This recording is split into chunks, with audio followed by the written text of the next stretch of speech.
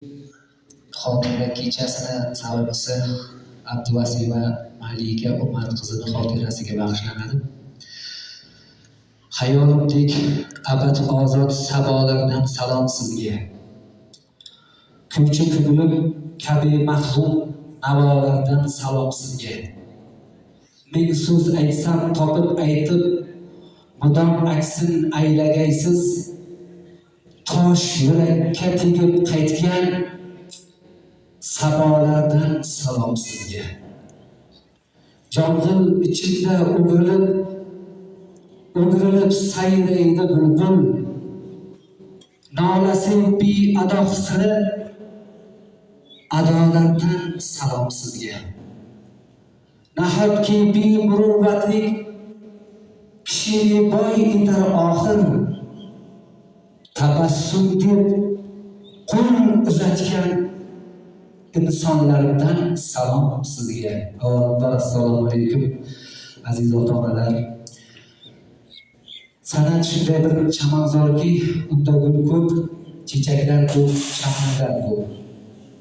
Bu chamanzorda bir-biriga o'xshagan, bir-birini takrorlamaydigan musavvirlar avlodi qayta-qayta tug'ilaveradi, qayta-qayta dunyoga kelaveradi.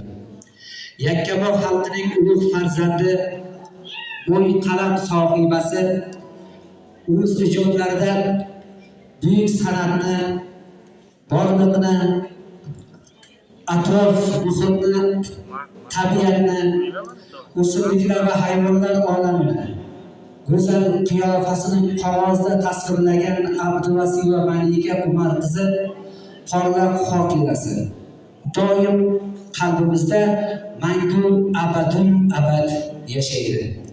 Keling azizlarimiz, ushbu bazmimizni, ushbu tadbirimizni, xotira kechamizni boshlash uchun qadrli inson, Toshkent shahridan tashrif buyurgan ajoyib ijodkor Muhammad Ali do'stimizni chiroyli qarsaylar bilan davramizga taklif qilaylik. Muhammad Ali Ro'ziboyev.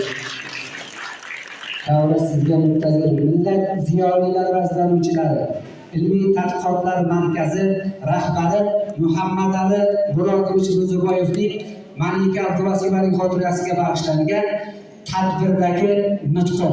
Marhamat.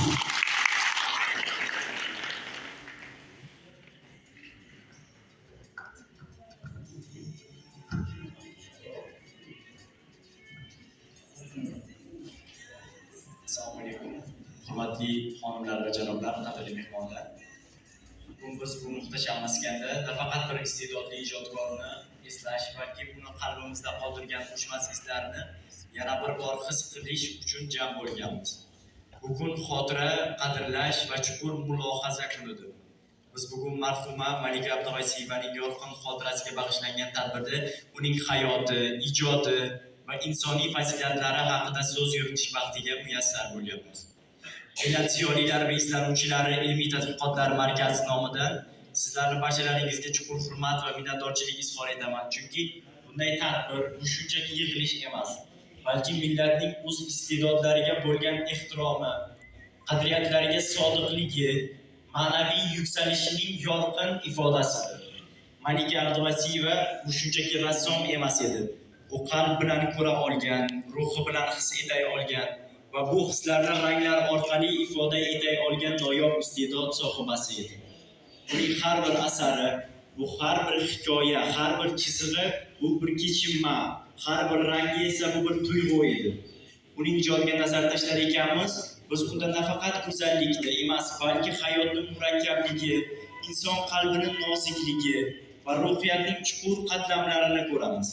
Malika o'z asarlari orqali insonni o'ylashga, his qilishga va uni oliy darajadagi muvaffaqiyatidir. Uning ijodiga nazar tashlar ekanmiz, Malika o'z asarlari orqali insoniyatni o'ylashga, his qilishga, o'z ichki dunyolarini nazar tashlashga undaydi.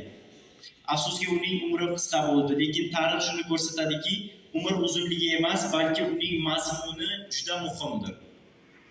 Malika qisqa umrida shunday mazmunli, shunday serma'no iz qoldirdiki, bu iz yillar o'tsa ham o'chmaydi. U yaratgan asarlar bu uni davom etayotgan hayoti, uning abadiy ovozi, uning qalbidan chiqqan